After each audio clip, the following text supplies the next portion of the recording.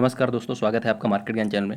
अगले week market में कैसा माहौल रहेगा, कैसी चाल हो सकती है। पिछले 5-6 वीक से आप देख रहे हो कि निगेटिव रिटर्न्स दे रहा है स्टॉक मार्केट। हालांकि पिछले वीक की अगर बात किया तो स्लाइटली पॉजिटिव रिटर्न रहा था स्टॉक मार्केट का। बट आने वाले टाइम में या आने वाले वीक में स्पेसिफिकली अगर बात की जाए तो कौन कौन से ऐसे फैक्टर्स हैं जो डिसाइड करेंगे कि मार्केट का रन कैसा रहेगा। हरे निशान पर क्लोजिंग होगी कि लाल निशान पर। तो बहुत सारे पिछले वीक क्योंकि वीकेंड लंबा हो गया तो उसकी वजह से बहुत सारे फैक्टर से बहुत सारी ऐसे न्यूज़ अपडेट्स आई जो इंडियन इक्विटी मार्केट को आने वाले वीक में इम्पैक्ट कर सकता है। तो ऐसे सारे डिटेल्स हम डिस्कस करेंगे। अभी आपने 15 अगस्त की स्पीच में ही नरेंद्र मोदी द्वारा, जो कि हमारे प्राइम मिनिस्टर हैं, उसके द्वारा सुना होगा कि जीएसटी को रिफॉर्म्स करने वाले हैं। यूएसए के प्रेसिडेंट डोनाल्ड ट्रंप और पुतिन, इन दोनों की अलास्का में मीटिंग होने वाली थी। जो रसिया और यूक्रेन का वार चल रहा है उनमें सीज फायर को लेकर। तो काफ़ी सारी डिटेल्स हैं इस वीडियो में हम डिस्कस करेंगे। तो आइए सबसे पहले स्टार्ट करते हैं जीएसटी रिफॉर्म्स से। जो प्राइम मिनिस्टर मोदी ने अनाउंस किया कि दिवाली से पहले पहले जो है जीएसटी रिफॉर्म्स यानी जीएसटी 2.0 इंप्लीमेंट कर दिया जाएगा। हम नेक्स्ट जनरेशन जीएसटी रिफॉर्म्स लेकर के आ रहे हैं। ये दिवाली के अंदर आपके लिए तोहफा बन जाएंगे। सामान्य मानवीय की जरूरतों के टैक्स भारी मात्रा में कम कर दिए जाएंगे। जो कि अभी ग्रुप ऑफ मिनिस्टर के पास गवर्नमेंट ने रिकमेंडेशन भेज दिए हैं कि अभी क्या जीएसटी में रिफॉर्म्स करने हैं या क्या चेंजेस करने हैं। जैसे कि अभी एग्जिस्टिंग जो जीएसटी के स्लैब्स हैं या रेट्स हैं, आप जानते होंगे 5%, 12%, 18% और 28%। मोस्टली इन्हीं स्लैब्स में जो है चीज़ें रखी हुई हैं। कुछ चीज़ें हैं जिनमें 0% का भी टैक्स है, मतलब टैक्स फ्री रखा गया है उनको जीएसटी के अंडर में। अगर 5% के जो गुड्स हैं या चीज़ें जो हैं 5% वाले स्लैब में, जो बहुत एसेंशियल सर्विसेज हैं जैसे कि बेसिक नीड्स होती हैं, जैसे कि मिल्क हुआ, एग हुआ, कर्ड हुआ, एजुकेशन हुआ, इन सब चीज़ों में जीएसटी को जो है 0% रखा है। मतलब कोई भी इसमें जीएसटी पे नहीं करना है। बहुत ज़्यादा बेसिक नीड्स हैं ह्यूमंस की, जैसे कि edible oils, coal, tea, domestic LPG, life saving drugs या दवाएं, इन सब में जो है 5% का जीएसटी इंप्लीमेंट होता था या 5% वाले जीएसटी स्लैब में रखा गया था। 28% जीएसटी स्लैब में बहुत ज़्यादा लग्जरी गुड्स होते हैं, उनको रखा गया था। तो इन दो स्लैब्स को जो है स्क्रैप कर दिया जाएगा, 28% वाले को और 12% वाले को।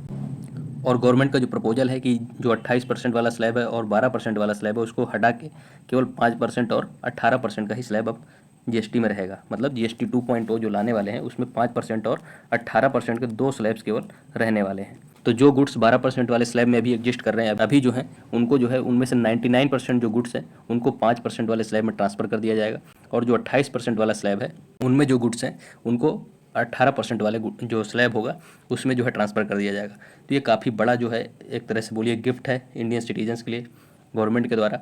मेनली जो सबसे ज़्यादा बर्डन आ रहा था लोगों के ऊपर जीएसटी का, वो 12% से आ रहा था, क्योंकि इस ग्रुप में या इस स्लैब में ऐसी चीज़ें रखी गई थी जो बहुत इंपॉर्टेंट है और बेसिक नीड्स भी हैं। बट जीएसटी का जो परसेंटेज था वो 12%, मतलब काफ़ी ज़्यादा होता है।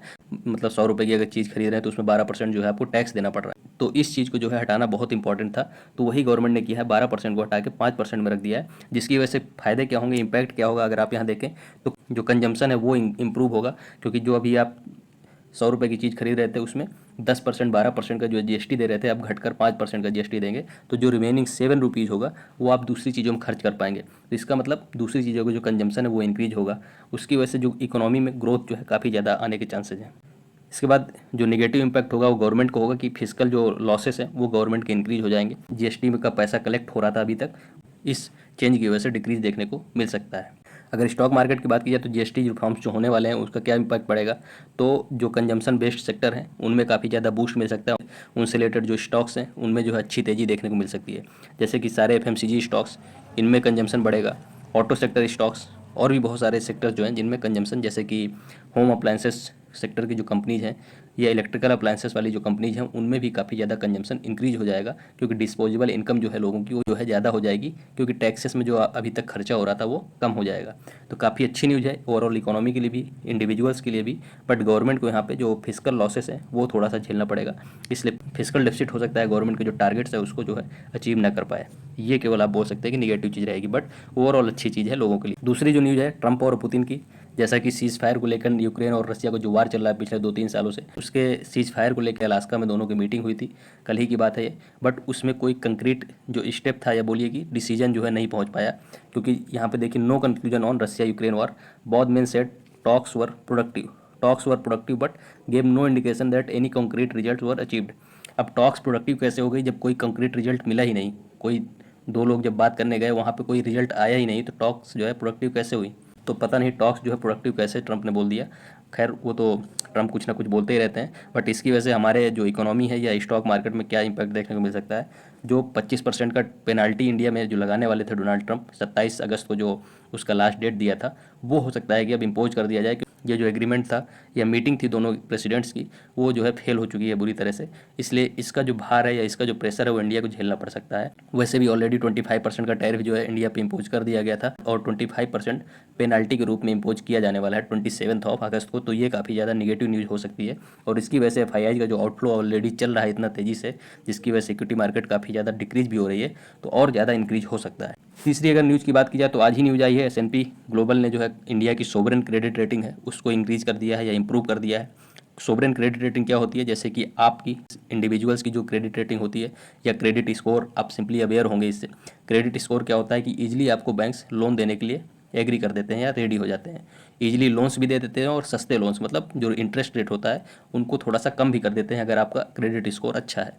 या तो कंपनी के बारे में याद समझे कि कंपनीज की जो क्रेडिट स्कोर होता है या क्रेडिट रेटिंग होती है, कंपनी की भी अगर क्रेडिट रेटिंग अच्छी होती है तो उनको सस्ते, मतलब कि कम इंटरेस्ट रेट में अच्छे लोन्स मिल जाते हैं। तो वैसे ही सेम तरीके से एक गवर्नमेंट की भी, या बोलिए कि किसी देश के या कंट्री की भी सोवरेन क्रेडिट रेटिंग होती है।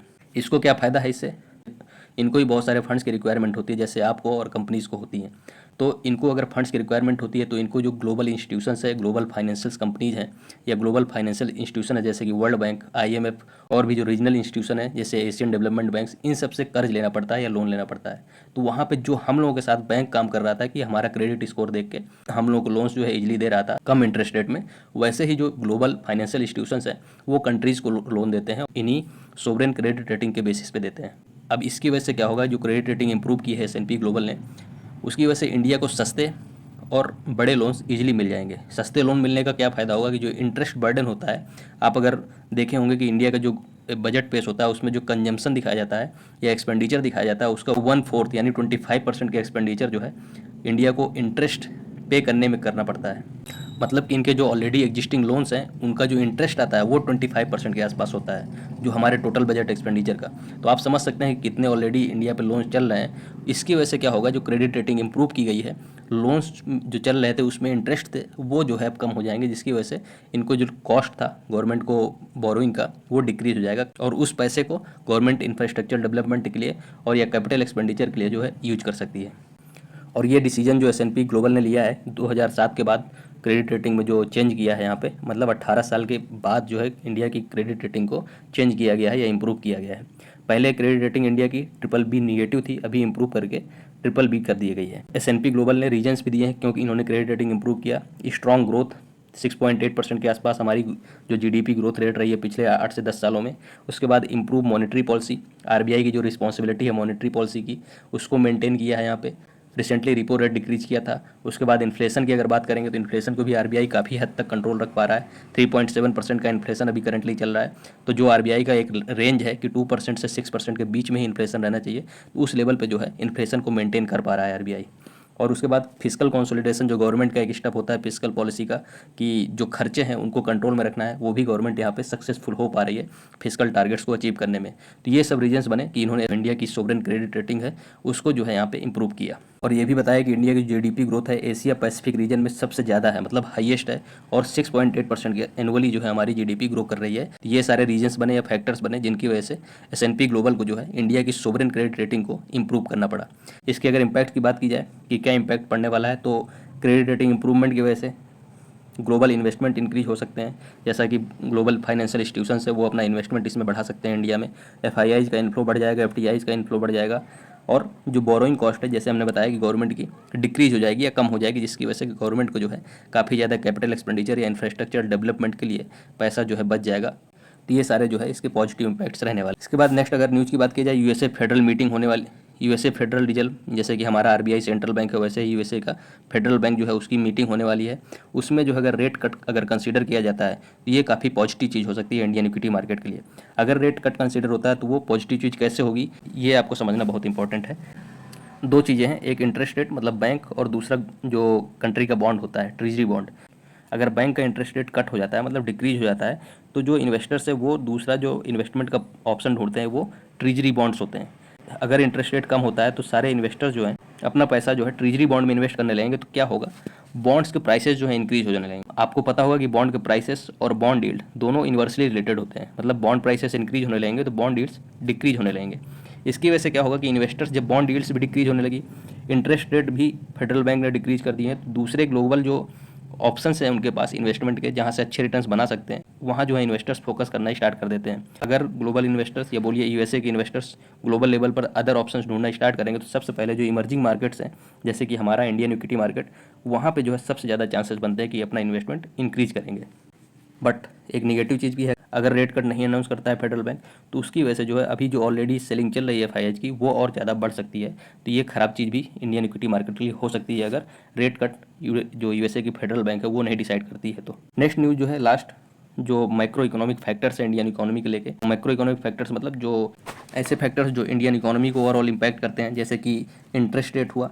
अभी आरबीआई ने कुछ ही टाइम पहले, मतलब एक मंथ के पहले ही रेपो रेट डिक्रीज किया था। उसकी वजह से जो बहुत सारे बैंक्स हैं उन्होंने अपना इंटरेस्ट रेट डिक्रीज किया ताकि ईजिली जो कस्टमर्स हैं, बोलिए रिटेलर्स हैं, इंडिविजुअल्स हैं, उनको आसानी से लोन मिल सके, सस्ता लोन मिल सके, कॉर्पोरेट्स को आसानी से सस्ता लोन मिल सके, ताकि ओवरऑल इकोनॉमी को बूस्ट मिल सके। तो इंटरेस्ट रेट का जो परसेंटेज है अभी काफ़ी ज़्यादा अच्छा है, यहाँ पे काफ़ी ज़्यादा जो डिमांड और सप्लाई का जो इक्वेशन होती है वो काफ़ी ज़्यादा फेवरेबल है इंडियन इकोनॉमी ग्रोथ के लिए। दूसरा, इन्फ्लेशन अभी रिकॉर्ड लो पे चल रहा है। आरबीआई ने काफ़ी अच्छा काम किया है जिसकी वजह से इन्फ्लेशन कंट्रोल किया है। 3.7% के आसपास जो है इन्फ्लेशन अभी करंटली चल रहा है, और इन्फ्लेशन का जो बैंड है 2 to 6% के आसपास कंट्रोल करना, वहाँ पे आरबीआई इसको कंट्रोल करने में सफल भी रही है। उसके बाद फेवरेबल मानसून भी रहा है इस साल में। मानसून की अगर बात करें, फेवरेबल मानसून से क्या फ़ायदा होगा, रूरल जो इकोनॉमी है टोटली एग्रीकल्चर पर डिपेंडेंट है इंडिया की। अगर अच्छा मानसून रहता है जो रूरल इकोनॉमी है वो बूस्ट करती है, और उसकी वजह से जो ऐसे सेक्टर्स या ऐसे जो चीज़ें हैं जिनकी रूरल इकोनॉमी अगर ग्रो करती है तो उनकी डिमांड्स बढ़ जाती है, जैसे कि फार्म इक्विपमेंट्स होते हैं, ट्रैक्टर्स हुए, बहुत सारी मशीनरी हुई, इन सब की डिमांड बढ़ने लगती है। और टू व्हीलर्स, अगर ऑटो सेक्टर में बात करेंगे तो मेनली टू व्हीलर्स की डिमांड बहुत ज़्यादा बढ़ जाती है अगर रूरल इकोनॉमी इंडिया की ग्रो करती है। तो बहुत अच्छा जो है फेवरेबल मानसून रहा है इस टाइम पे। तो जो रूरल इकोनॉमी जो कि लगभग 70% पॉपुलेशन कंस्टिट्यूट करती है, काफ़ी अच्छे मानसून की वजह से उनको भी फ़ायदा होने वाला है। तो ये थे कुछ फैक्टर्स जो आने वाले वीक में या आने वाले एक मंथ में इंडियन इक्विटी मार्केट की दिशा और दशा तय करने वाले हैं। तो धन्यवाद, मिलते हैं अगले वीडियो में।